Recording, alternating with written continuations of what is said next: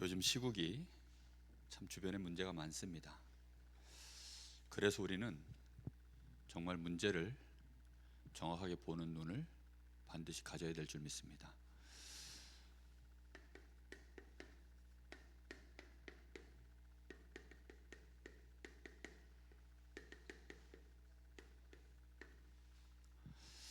문제를 왜 자세히 정확하게 우리가 똑바로 정확하게 알면서 봐야 될까요?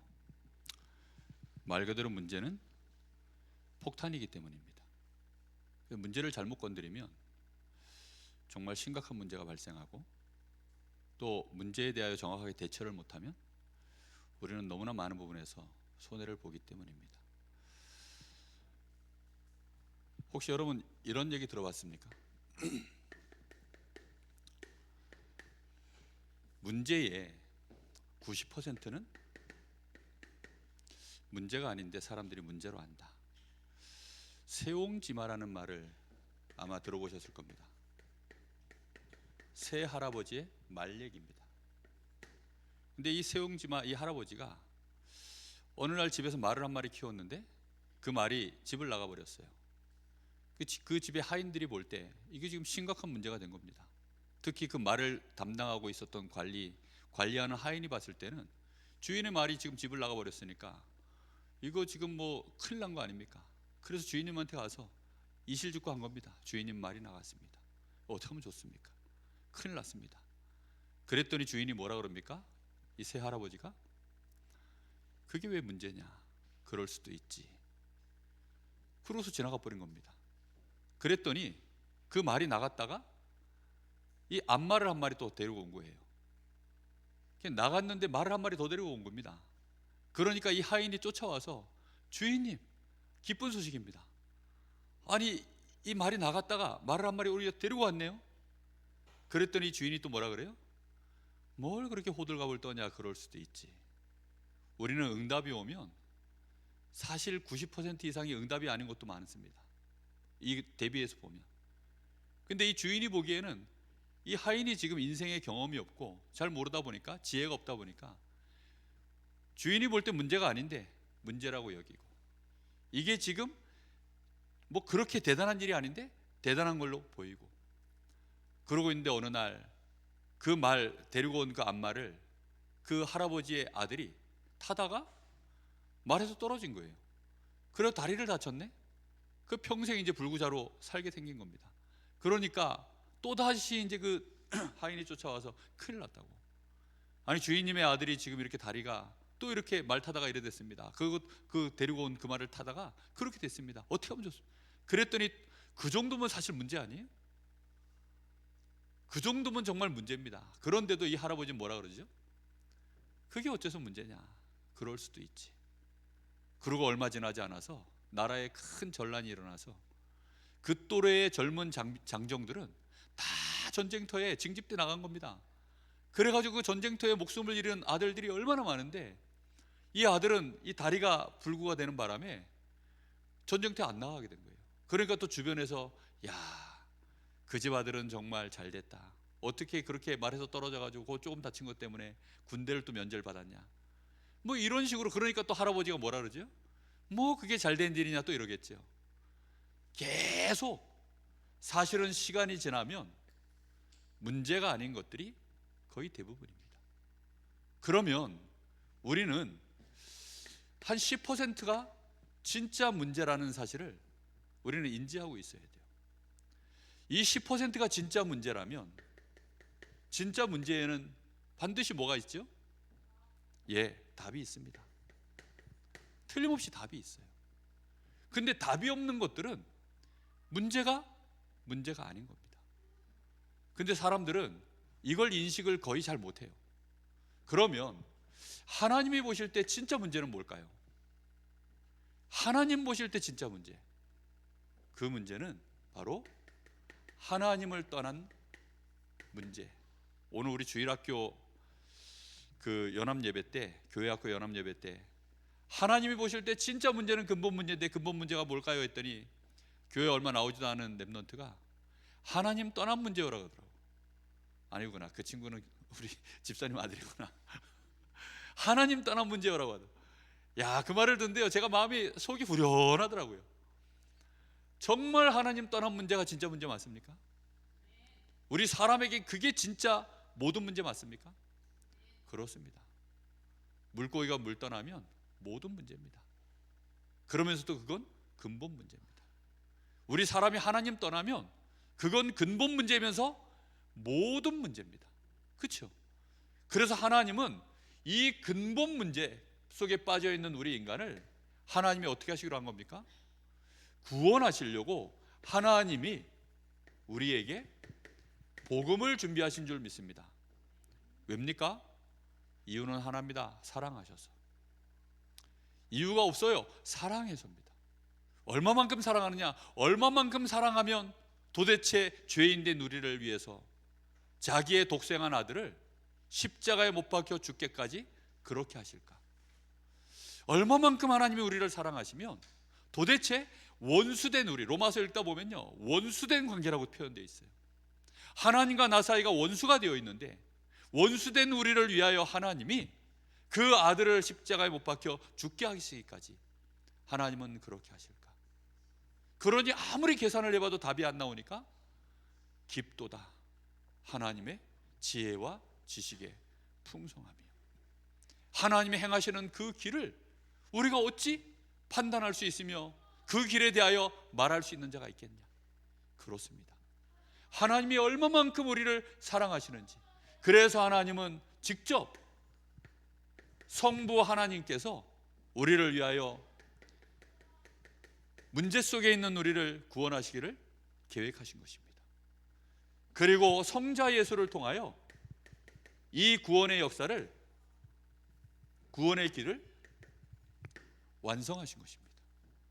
그리고 성령 하나님께서 구원받은 우리가 이 구원의 축복 속에 우리의 여정을 갈 수 있도록 구원의 축복을 우리에게 성취시킨 줄로 믿습니다. 여러분, 우리는 이 은혜 안에 들어있어요. 우리는 문제가 와도 그래서 두려워하지 않고 평안할 수 있는 이유, 하나님의 나를 사랑하신 증거 때문입니다. 하나님이 복음 하나로 자기의 모든 것들을 증명하셨어요. 내가 너를 사랑한다, 내가 너를 축복한다, 내가 너를 알고 있고 나는 너를 완벽하게 책임져. 그걸 뭘로 우리에게 증명하셨냐? 복음으로 증명하신 줄 믿습니다. 그 앞에서요, 다른 말이 우리는 사실 할 게 없어요. 어떻게 그렇게 그게 가능할까요? 예수님 말씀합니다. 간혹 의인을 위하여 자기 목숨을 내어놓는 자가 있거니와 원수를 위하여, 죄인을 위하여 그렇게 하는 자가 있겠느냐? 우리 주님도요 그렇게 말씀하셨어요. 근데 그렇게 하신 분이 누구시죠? 바로 하나님이 우리에게 그렇게 하신 줄 믿습니다. 그러면 하나님에 대하여 우리는 믿고 신뢰할 수 있겠죠.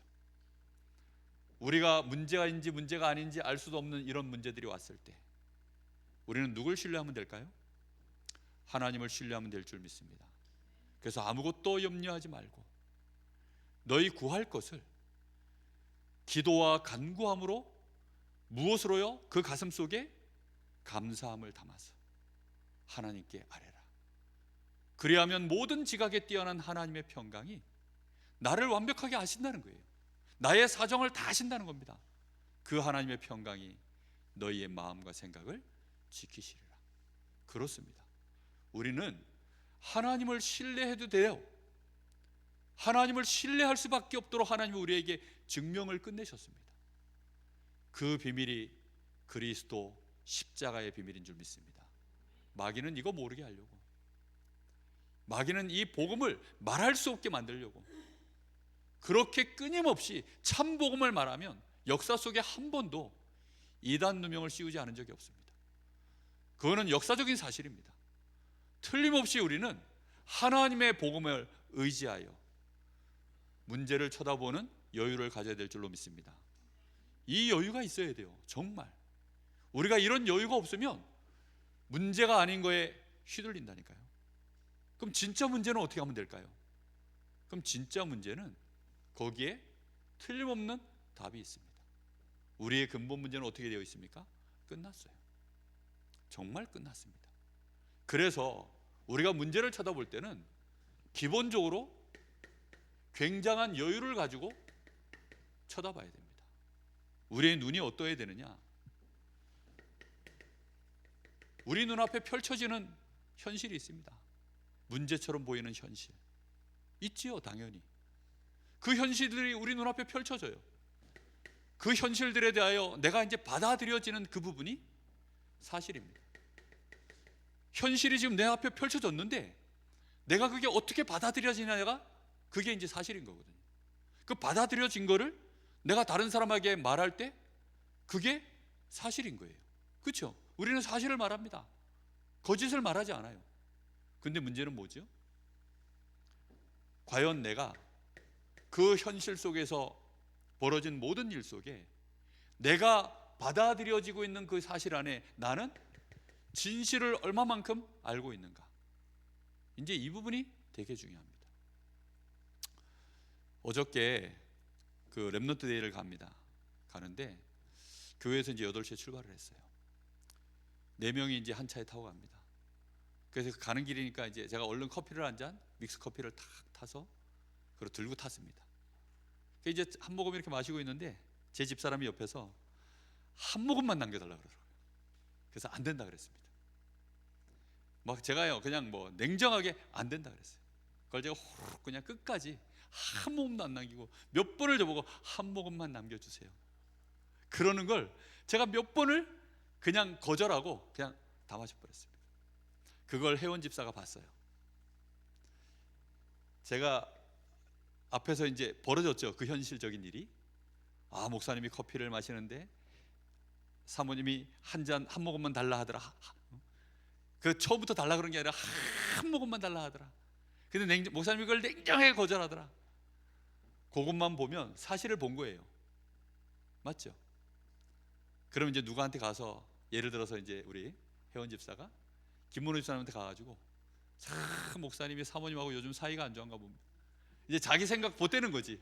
왜냐하면 아니 목사님이 한 모금만 달라 그러는데 그걸 안 주고 끝까지 다 마시는 거 보니까 요즘 목사님하고 사모님 사이가 굉장히 안 좋은 것 같아요.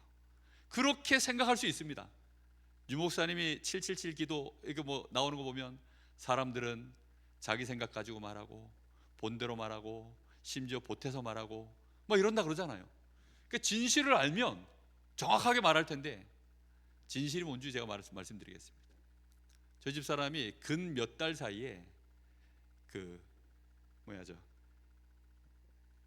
동인병원 그 응급실에도 몇 번 갔다 왔어요.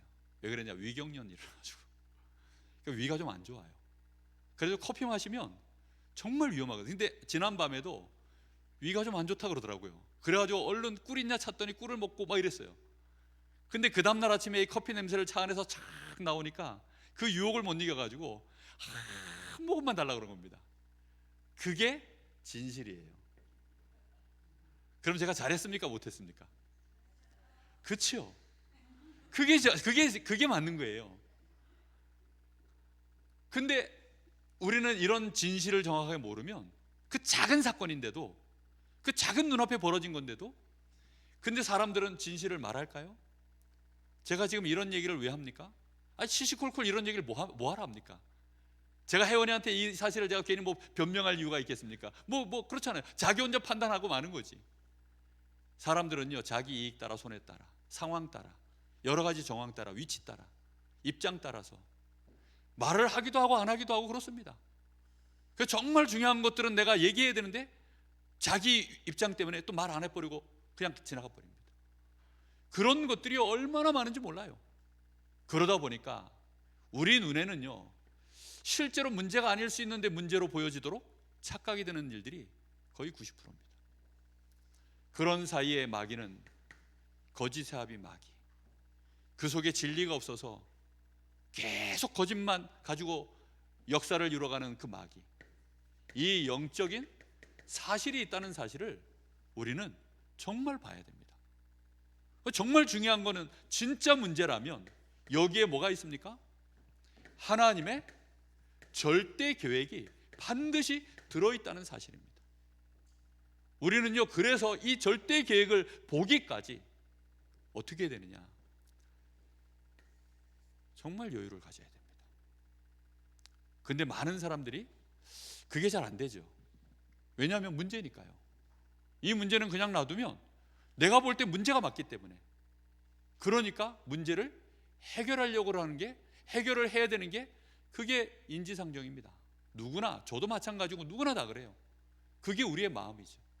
그런데 만약에 우리가 진짜 하나님의 복음을 받았고 하나님이 정말로 우리를 위하여 이렇게 엄청난 구원의 은혜를 베푸셨고 하나님은 나의 아버지가 되시고 그야말로 하나님이 나의 아버지가 되시고 주 예수 그리스도로 말미암아 내가 은혜와 평강을 얻은 자라면 우리는 어떻게 될까요? 정말 이것을 하나님의 절대 계획을 볼 때까지 우리는 그걸 기다리면서 붙잡는 것이 그게 맞지 않을까요? 오늘 우리 정전 집사님 기도하시는데 야, 정말 한편의 메시지더라고요. 그 뭐 남은 자, 남을 자, 뭐 그 단어 하나를 얼마나 정확하게 딱딱딱딱 하는지 내 나중에 다시 들으려고요. 정말 너무나요. 우리가요 정말 그렇습니다. 그게 단순히 우리가 대표기도 하려고 그렇게 읊조리는 거라면 우리는요 그걸 마음에 진짜 나의 신앙으로 고백하고 인도받을 수 있는 근거가 뭐죠? 이거잖아요. 하나님이 나의 배경이시잖아요. 하나님이 진실로 살아계시잖아요. 그래서 우리는 하나님 앞에서 정말 중요한 인도를 받아야 됩니다. 오늘 우리 당회에서 우리 당회원들과 함께 요즘 일어나고 있는 여러 가지 시끄러운 얘기들, 거기에 대해서 의논들을 했습니다. 정말 너무나 좋은 의견들을 많이 말씀하셨어요. 그래서 이 부분을 우리가 어떻게 결국은 인도받을 것인가, 우리 교회가 어떻게 인도받으면 좋을 것인가, 거기에 대해서요 정말 우리 당회원들과 함께 깊은 대화들을 많이 나눴습니다. 일단은 그래서 당회장님이 딱 결론을 짓기를 조금만 더 우리 기다려보자, 조금만 더 우리가 이 상황을 한번 좀 지켜보자. 정말 우리는요 뭘 봐야 되죠? 결국은 얼마나 많은 지금 이 진실들이 감춰져 있는지 모릅니다. 그리고 숨겨져 있는 진실들도 정말 많아요. 그게 좋은 것이든 나쁜 것이든, 그렇죠? 그래서 우리 눈에는 올바른 사실을 제대로 못 보면 그 속에 마귀는 우리를 속일 수 있는 여지가 너무 많으니까, 그래서 기다려보자. 우리는 기다리면서 뭐 해야 될까요? 진짜 기도해야 되는 겁니다. 뭘 위해서요? 하나님이 이 일을 통해서 무슨 계획을 갖고 계십니까? 우리는 그거 붙잡고 갱신하는 겁니다. 그걸 붙잡고 도전하는 것입니다. 그렇죠? 그러려고 우리는 그렇게 하는 거거든요. 왜 우리는 이 눈을 반드시 떠야 됩니까? 세상에는요 자체가 문제이기 때문입니다. 세상이 하나님 떠난 세상입니다. 그렇죠? 하나님 떠난 세상이기 때문에 세상 자체가 문제예요. 그래서 이 세상 안에는요 답이 없는 문제들이 너무 많아요. 왜요? 근본 문제를 모르니까. 그러니까 답이 없는 문제가 너무나도 많습니다. 그 답이 없는 문제 가지고 사람들은요 자기 관점으로, 자기 기준으로, 나 중심으로, 육신 중심, 성공 중심으로 이게 문제야, 아니야 이래서 문제야, 야 제가 문제야, 아니야 너가 문제야, 계속 답 없는 얘기들을 합니다. 그걸 보고 뭐라고 하죠? 갈등이라고 합니다. 그거 가지고 이제 서로 싸우기 시작하면 거기에서 분쟁이 일어나는 것입니다. 이게 문제가 아닌데 계속 답 없는 걸 가지고 갈등을 일으키고 싸우면 가정이 만약에 그렇게 되어지면 어떻게 됩니까? 가정이 깨지는 거예요. 그렇죠? 교회가 그렇게 되면 어떻게 되죠? 교회가 깨지는 겁니다. 그러니까 관계가 다 깨져요. 우리는 하나님을 믿어야 될 이유를 하나님의 복음 안에서, 오늘도 말씀 주셨죠?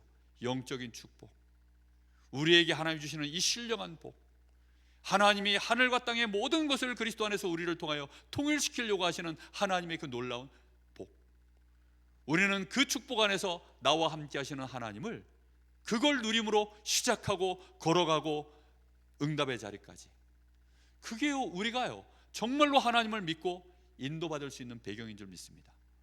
여러분, 그래서 우리는 이런 갈등 문제, 이 세옹지마라는, 이게 말이 아니고 세옹지마네요. 세옹지마, 이거 하나만 해도요 얼마나, 하나님 모르는 할아버지 아니에요?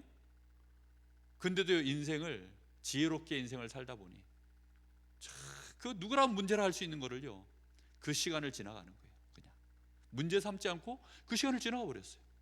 그 다음 시간을 또 지나갔습니다. 또 지나갔어요. 그걸 문제 삼았으면 그 하인은 당장 뭐 곤장을 맞았든지 뭐 말값을 물 때까지 막 어떻게 됐겠죠. 분명한 것은요, 그 뒤에 끊임없는 분쟁이 일어난다는 거죠. 우리는 뭘 붙잡는 겁니까? 문제를 덮자는 것도 아니고 문제를 외면하자는 것도 아니고 정확하게 하나님의 절대 계획을 인도받자는 것입니다. 정말 분쟁의 가장 핵심 속에 항상 뭐가 들어있죠? 돈. 정말 돈. 이 돈, 그리고 그 돈과 함께 벌어지는 타락. 여러분, 정말 뭐 바람도 돈 있어야 피지, 예? 돈 없으면 바람도 못 펴요. 아니, 한 집 살리 하기도 바빠 죽겠는데 어떻게 두 집 살림을 합니까? 바람도 돈이 있어야 피는 거지. 이 돈이요, 정말 이게 타락의 완전히 근원입니다. 지금 엘리의 제사장의 그 두 아들, 그 엘리 제사장 두 아들, 홈리와 비나스, 이 두 아들이요, 그야말로 교회 안에서 무슨 짓 했죠? 아니, 하나님 앞에 바쳐지는 그 제물들을요, 그 절차가 있거든요. 근데 그 절차 다 무시하고요, 그냥 입마에 포켓한 거예요. 다 말 그대로 이제 이거죠. 그리고는 성전 문에서 섬기는 또 수종드는 여인들, 성관계를 맺고, 그런 타락들이요 심각하게 일어났습니다. 근데 그 정도 되면 사무엘을, 아니 지금 성전에 그런 지경이 되어졌고 엘리 제사장은 지금 이상이 희미하고 말씀이 끊어지고, 이 정도면 한나가, 예? 어떻게 얻은 아들인데 그 아들을 갖다가 성전에 지금 넣으면 돼요, 안 돼요? 어떻게 생각하십니까? 예? 저 같으면 우리 아들, 야 미쳤냐? 아마 그럴 거야. 네 거기가 지금 어딘데 갈라 그러냐? 진짜 아마 그게 정상이에요. 근데 한나는 어떻게 했어요? 거기다 집어넣어 버렸습니다. 엘리하고 사무엘의 관계가 오늘 읽어보니까 뭐라고 되어 있어요? 엘리가 사무엘 보고 내 아들아 그래요.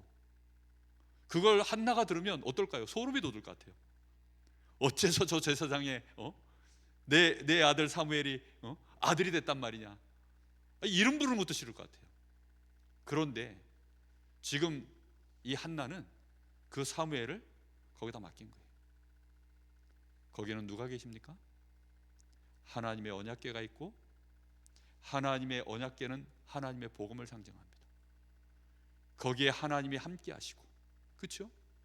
하나님이 사무엘과 함께 하시는 그 은혜가 그 안에 틀림없이, 그리고 한나는 벌써 사무엘을 낳을 때 이 땅에 수없이 많은 아들들이 있지만 하나님 나에게 이제는 아들을 주시면, 나는 그딴 아들들은 필요 없고 나한테 진짜 아들을 주시면 나는 내 아들만큼은 머리에 삭도를 대지 않고 독주를 마시지 않게 하며 하나님 앞에 온전히 나시린으로 드리겠습니다.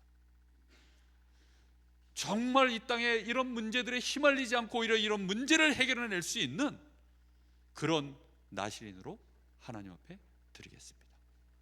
그 믿음의 고백 그대로 그렇게 한 것입니다. 문제를 제대로 본다, 그것은 굉장한 능력입니다. 그건 굉장한 실력입니다. 알게 되기를 바랍니다. 정말 사람들은요, 누가 주로 문제 일으킵니까? 능력 있는 사람들이 주로 문제를 일으킵니다. 힘 좀 있는 사람들이, 주로 일꾼들이 문제를 일으킵니다. 사람들은 심지어는요 범죄까지 합니다. 이런 범죄들이 일어나면요 정말 이건 말로 할 수 없는 사태가 벌어진 거잖아요. 그렇죠? 범죄가 일어났어요. 이미 이런 일들이 벌어지면 이런 것들이 그대로 다 쌓여서 우리가요 정말 이 눈이 없으면, 집에서 그 일이 벌어졌다, 그럼 집은요, 교회 안에서 그런 일이 벌어졌다, 그럼 교회는요 무조건 뭐가 찾아옵니까? 정말 대혼란이 옵니다. 그렇죠? 혼란이 안 올 수가 없어요. 당연히 혼란이 오죠. 사단은 교회가 혼란해지고 어둠이 덮이고, 그래서는 자괴감이 들도록 만드는 게 사단의 목표입니다. 창세기 1장 2절에 보니까 흑암, 혼돈, 공허. 그 공허가 뭐죠? 쉽게 말하면 내가 왜 지금 이러고 있나? 아니 멀쩡히 서울대 가가지고 공부하다 말고 도서관에 앉아서 공부하다가 내가 여기 왜 앉아있지? 아니 내가 뭐한데 지금 미쳤다고 여기 앉아서 이 늦은 밤까지 내가 이러고 있어야 되나? 아니 어느 날 목회하다가 목회자가 너무 스트레스 받아가지고 내가 뭐 때문에 지금 이 스트레스를 다 받고 있어야 되지? 아니 어느 날 중직자가요 교회에서 막 이런저런 막 신앙생활하고 가다가 어느 날 그런 공허가 찾아오면 그때는요 어떻게 합니까? 그 혼란은요 이루 말할 수가 없는 거예요. 어느 날 내가 저 여자랑 계속 살아야 되나? 아니 내가 저 남자랑 계속 살아야 되나? 아니 자식 새끼가 돼가지고 내가 뭐 때문에 저 자식을 위해서 내가 이날까지 이렇게 먹을 거 안 먹고 입을 거 안 입고 이렇게 고생했나? 이런 공허함이요 내 마음속에 밀려 들어오면 혼돈과 이 흑암이요 완전 장악해 버립니다. 우리는 문제 보는 눈, 하나님을 진짜 신뢰함으로 반드시 열어야 될 줄로 믿습니다. 이거는요 모든 부분에 다 적용되는 얘기입니다. 오늘 사무엘 얘기가 나옵니다. 이 사무엘이 어떻게 이 시간표를 실제로 승리했는가? 오늘 말씀해 보니까 엘리 제사장은 자기 처소에 누웠고 사무엘은 하나님의 궤가 있는 전 안에 누웠더니, 사무엘은 어디에 있었습니까? 하나님을 바라보는, 하나님과 함께하는, 다시 말하면 하나님의 이 말씀 앞에, 하나님 앞에 자신을 계속 집중시킨 것입니다. 어릴 때부터 그걸 한 거예요.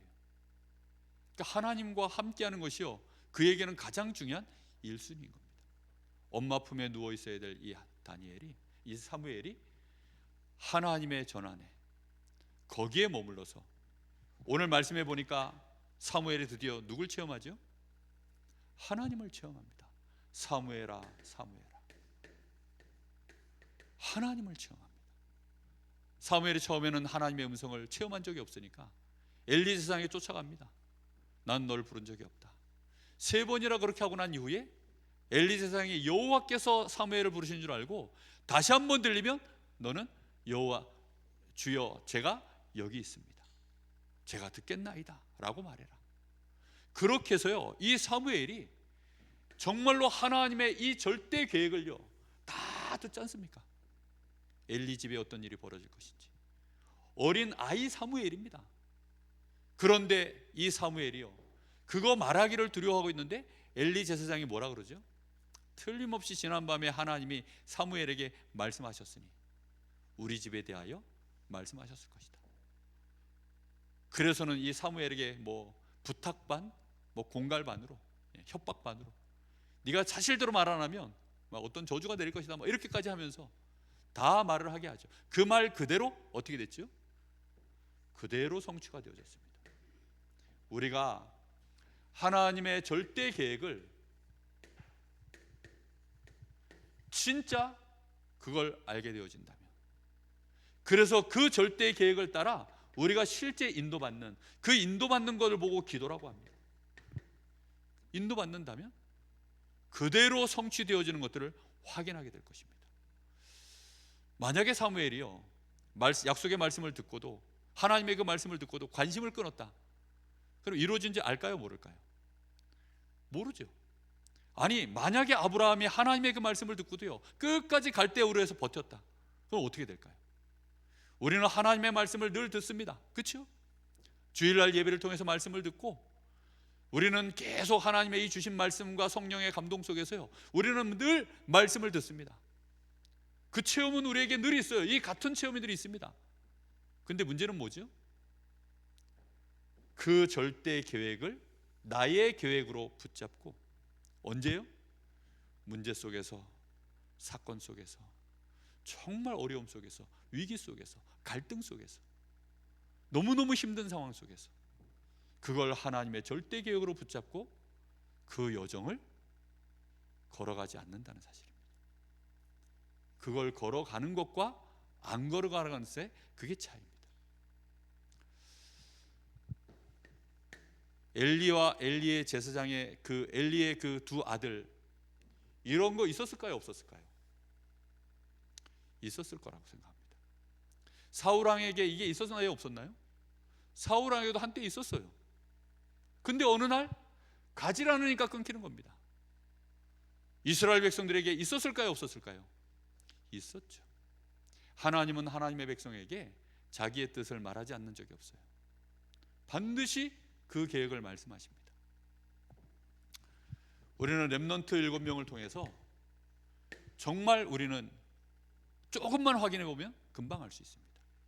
이 렘넌트 7명은 그래서요, 문제가 와도 그게 문제라고 느껴서 문제의식 속에 사로잡히면 이제 그때 시험 드는 거거든요. 근데 이 사람들 특징은 뭐였냐면 시험 들질 않았어요. 참 놀라운 일이죠. 시험 들지 않았기 때문에 자기 손으로 뭔가를 직접 그 문제를 해결한 적이 없어요. 누가 합니까? 하나님의 절대 계획만 보고 하나님이 하시도록 그냥 인도받은 겁니다. 자, 요셉 가지고 한번 얘기해 볼까요? 요셉이 보니까, 자, 물론 요셉이요, 성격이 안 좋아요. 그래서 형님들이 자기한테 뭐 악하게 한 거 아버지한테 가서 막 고자질했다, 이런 내용 나옵니다. 그리고 또 요셉은 아버지가 편애한 게 맞아요. 돌아가신 어머니의 후광을 입어서 아버지가 이 요셉에게만 채색 옷을 입혔다. 그러니까 뭐 너무 좋은 옷을 입힌 거죠. 그러니까 형들이요, 너무 기분 나쁘고 시기하고. 근데 마침 요셉은 또 배경이 없으니까 아버지 안 볼 때 많이 괴롭혔겠죠. 근데 중요한 건 뭐냐, 그게 도를 넘어선 거예요. 어느 날 저 요셉을 죽여버리자. 저 꿈쟁이가 왔는데, 저 꿈쟁이가 뭘 얘기했습니까? 하나님의 절대 계획을 얘기했는데 얘가 철이 없어가지고 시간표를 따라 좀 잘 얘기했어야 되는데, 그렇지 않아도 형님들한테 미운털이 박혔는데 그 꿈 얘기를 했더니 형님들이 분노가 극에 달했어요. 그래가지고 요셉을 죽이려고 하다가 죽일 것까지 있냐, 노예로 팝니다. 이 노예로 팔렸는데 인생이 좀 잘 풀릴 줄 알았더니, 하나님이 함께 하셔서 잘 될 줄 알았더니 어떻게 됐어요? 누명 쓰고 감옥까지 갑니다. 여기에서 요셉이 이 눈을 못 떴다면, 현실만 계속 봤고 사실만 계속 봤다면, 그리고 진실도 알아요, 나름대로, 그죠? 자기가 아는 진실 가지고 계속 그거 가지고 이를 갈고 버티고, 언젠가는 내가 이걸 내가 밝히고야 말겠어. 그러면 어떻게 될까요? 요셉이 감옥에 들어갔을 때 아직까지 뭐 틀림없이 봤겠지만 중간에 이 진실을 밝히고 싶은 마음이 꿀뚝 같았던 거예요. 그래가지고 술 빚는 간원장에게, 당신이 조금 있으면 나갈 텐데, 나가거든. 사실은 내가 이 강간 내가 실제로 범죄를 한 게 아니라 누명을 써서 내가 지금 여기 들어왔으니까 임금님한테 잘 얘기해서 날 좀 이 감옥에서 나가게 해주라. 요셉이요, 진실을 얘기한 거예요. 근데 문제는 뭐예요? 그 술 빚는 간원장이 요셉을 어떻게 했어요? 잊었더라. 왜 잊었을까요? 제가 볼 때는요, 고맙긴 한데, 고맙긴 하잖아요, 그죠? 근데 문제는 요셉하고 자기하고 끈을 연결해 봐야, 그리고 요셉이 했던 그 말을 왕한테 가서 말해 봐야, 그럼 당장 누가 불려가요? 군대 장관 보디발이 불려가요. 그럼 보디발이 불려가면, 보디발이 이제 왕이 요셉의 말 듣기 전에 보디발 말 들을 거 아니에요. 사실관계를 따질 거예요. 그럼 보디발이 진실을 말할까요? 절대 말 안 하죠. 그 진실을 말하면 자기 와이프가 요셉한테 윙크 날려가지고, 그래가지고 지금 그렇게 된 거를 갖다가 요셉이 그 유혹을 뿌리치고 옷을 벗어 던지고 냅다 도망갔는데 내가 그걸 누명 씌워서 감옥에 넣습니다, 이렇게 말할까요? 절대 그렇게 말 안 하죠. 술 빚는 간원장이 봤을 땐 이 보디발은 실세야. 아니, 군대 장관인데요, 실세인데 그거 밑보였다가는 어떻게 돼요? 파워게임에서요, 언제 어떻게 뭐가 날아갈지 모릅니다. 그러니 여러 가지 이유로 말을 안 한 거예요. 요셉이라는 인물을 그냥 처박아 둔 겁니다. 네 알아서 그냥 네 살 길 가고 난 내 갈 길 간다. 오늘부로 빠이빠이다. 그런데 어느 날 하나님이 분명히 살아계셔서 하나님의 시간표에 요셉을 끌어내셨고, 그리고 요셉이 한 명씩 다 불러서 기싸대기를 날렸다는 기록이 없어요. 그렇죠? 어떻게 했느냐? 그냥 기록이 안 나와요. 보디발의 아내에 대해서도, 보디발에 대해서도, 뭐 술 빚는 간원장에 대해서도 한마디 말이 없습니다. 어느 날 이제 이 이야기의 가장 핵심 인물들 엑스트라 얘기 다 빼고 형님들이 왔을 때 그 형님들에게 딱 한마디 합니다. 그 원수 같은 형님들 앞에서 딱 한마디 합니다. 창세기 45장 5절. 형님들이 나를 이곳에 팔았으므로 염려하지 마십시오. 두려워하지 마십시오. 그 얘기를 할 때가 언제냐면 요셉의 아버지 야곱이 하나님의 부름을 받고 이제 소천한 거예요. 그러니 형들이 걱정이 되는 겁니다. 아버지가 이제 돌아가셨으니. 그래도 아버지가 계실 동안에는 아버지 얼굴 봐서 우리에게 요셉이 선한 얼굴을 했지만 이제 아버지 돌아가셨으니 복수의 시간표는 왔다. 우리 어떻게 하면 좋냐? 이 요셉이 형님들 마음을 너무 잘 알고 형님들을 불러서 얘기해 주는 겁니다. 형님들이 나를 이곳에 판 것이 아닙니다. 하나님이 우리의 생명을 보존하시려고 나를 형님들 앞서 이곳에 보내셨나이다. 그게 맞습니까? 에이, 그건 성경이죠 라고 말하면 할 말이 없어요. 그건 요셉이나 되니까 하는 말이죠. 그건 저도 할 말이 없어요.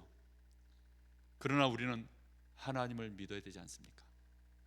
하나님의 말씀을 믿고 믿음의 선진들을 통하여 우리는 믿음을 배우는 거 아니겠습니까? 우리에게도 똑같은 문제가 계속 오는데 그 문제 속에서 우리는 승리해야 될 거 아닙니까? 요셉이 승리한 것처럼 저희도 승리할 수 있기를 예수님의 이름으로 축복합니다. 자, 모세 보십시오. 모세의 인생을 보면 태어났더니 남자아이는 다 죽이래. 이유는 뭐냐? 히브리 남자아이라는 이유로. 그래서 바로왕의 칙명으로요, 남자아이는 다 죽이랍니다. 그래가지고 이 요셉의 부모, 이 모세의 부모가 죽일 수 없어서 나일강에 띄웠어요. 띄웠더니 그 띄워진 그 나일강의 흐름을 따라 바로왕의 그 공주의 그 딸이죠, 그 공주에게 흘러 들어갔고 입양이 되었고 공주의 아들로 자라납니다. 마침 어머니가 젖 먹이는데 히브리 민족들은요 젖을 뭐 4살 5살까지 먹인다니까. 그러면서 이제 어머니에게 히브리 민족의 언어를 배우고, 그리고 히브리 민족을 향한 하나님의 언약을 배우고, 그렇게 해서 히브리인의 정체성이 그 가슴 깊은 곳에 들어가 있는 것입니다. 근데 어느 날 모세가 보니까 이 왕궁 안에서요, 어느 날 히브리 민족을 보니까 이 백성들이요 너무 지금 자기 민족이 고통을 당하니까 그들을 위해서 뭔가 행동을 취했는데 뭘 해버렸어요? 뭐 툭 하고 밀었더니 사람 죽어버렸어요. 한 대 쳤는데 죽었다고 나와요. 그리고는 순식간에 도망자가 되어져서 저 미디안 강으로 인생이 40년 세월이 흘러갑니다. 하나님이 주시는 답이 없다면 거기서 어떨까요? 한염없이 늙겠죠. 사람이 망가져 버리겠죠. 인생에 내가 쓸모없다라고 생각되어지면요, 사람은요 순식간에 병들고 망가져 버립니다. 그렇게 되어졌는데 어느 날 요셉에게 하나님이 찾아오십니다. 모세에게 하나님이 찾아오셨는데 그 모세가 하나님의 음성을 듣고 그때부터 하나님의 절대 계획을 붙잡고 한 걸음 한 걸음 한 걸음, 정말 두렵지만 처음 바로에게 갔을 때 얼마나 떨렸을까요? 혹시 지팡이 던졌는데 이게 뱀이 안 되면 어떻게 해? 아니 호기롭게 바로왕 앞에서 내가 이 지팡이를 던졌는데 이게 뱀이 안 되면 어떻게 돼요? 아니 가봤더니 또 하필이면 그 술법사들도 다 막 지팡이 던져가지고 막 뱀을 만들어내는데 그 술법사들의 그 지팡이로 만든 그 뱀이 모세의 지팡이로 만들어진 그 뱀을 잡아먹어버리는 사태가 벌어지면 어떻게 됩니까? 근데 성경에 보니까 모세의 지팡이로 만들어진 그 뱀이요 다 잡아먹었다고 나와요. 그렇게 하나씩 하나씩이요 하나님이 모세와 함께 하셔서 하나님의 절대 계획을 다 진행해 나가십니다.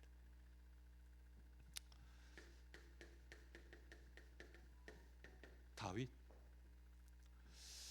시편 103편 1절. 얼마 전에 우리 사모님 통해서 제가 들었던 포럼입니다. 내 영혼아 여호와를 찬양해라. 내 속에 있는 것들아 여호와를 찬양해라. 내 영혼아 여호와를 찬양해라까지는 우리는 알 수 있습니다. 근데 내 속에 있는 것들아 여호와를 찬양해라. 다윗 속에 뭐가 들어있었을 것 같습니까? 사울왕에게 막 누명 써서 사울왕의 핍박 때문에, 그것도 장인어른인데 군대를 3,000명을 풀어서 다윗 죽이겠다고 계속 얼마나 쫓겼는지 저 블레셋까지 쫓겨가가지고 거기서 막 미친 연기까지 하고, 그런 속에 다윗 속에 뭐가 들어있었을까요? 그 힘들고 어려운 막 사방이 막 막혀있는 그 상황 속에서, 그 답답함 속에서, 그 괴로움 속에서, 근데 그걸 가지고 야 여호와를 찬양해 라고 하는 거예요.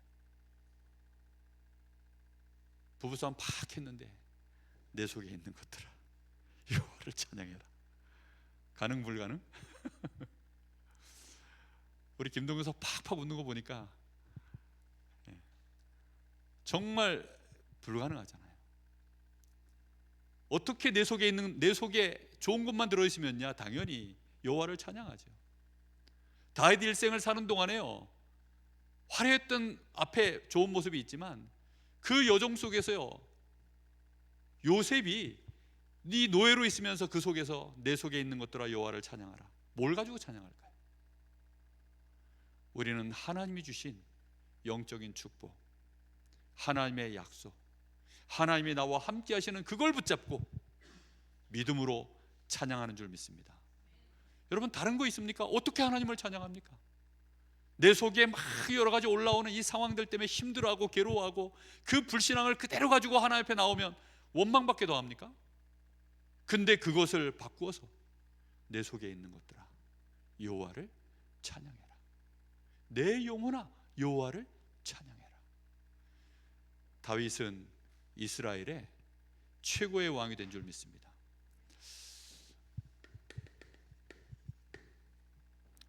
그래서 어렵지 않습니다.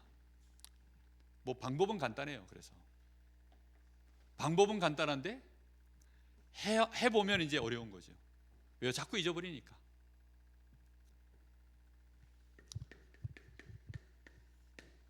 우리는 지금 내가 할 수 있는 걸 하면 됩니다. 지금 내가 할 수 있는 것을, 그걸 항상 하면 됩니다. 우리가 지금 할 수 있는 것 중에 가장 확실한 게 뭘까요? 그것은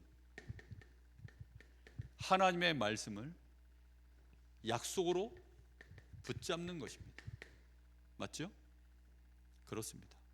하나님은 현실도 다 알고 계십니다.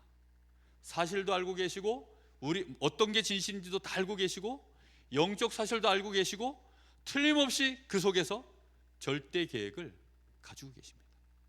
그래서 우리는 문제가 오면, 우리에게 위기가 오면, 갈등이 오면 우리는 하나님이 뭐라고 말씀하실까요? 라고, 그래서 우리가 뭐 하는 겁니까? 예배를 드리는 겁니다. 예배를 드리는 이유는요, 그래서 그런 거예요. 하나님이 뭐라고 말씀하십니까? 하나님의 계획이 뭡니까? 이걸 붙잡고 우리는요 예배 속으로 들어가는 것입니다. 그래서 그 속에서 혼란스러웠던 나의 정체성을 다시 회복하는 겁니다. 하나님, 우리 아버지, 우리 주 예수 그리스도로 말미암아 내 안에 평강이, 그 은혜로 말미암아 나에게 참된 평강이. 오늘 오전 예배 때 412장 찬양하는데요, 가슴이 뜨거워지더라고요. 평화, 평화로다. 하늘 위에서 내려오네. 내 속에 깊이 감추인 이 평화는, 깊이 감추어져 있는 이 보안은 꺼내어갈 자 그 아무도 없으리라. 평화, 평화로다. 이 평화는요 하나님이 우리에게 주시는 평안이라. 그래서 그것이 우리의 정체성이 되어져서 이걸 쳐다보는 것입니다. 이걸 그렇게 쳐다봐야 돼요. 그러면 눈이 달라집니다. 저절로 달라져요.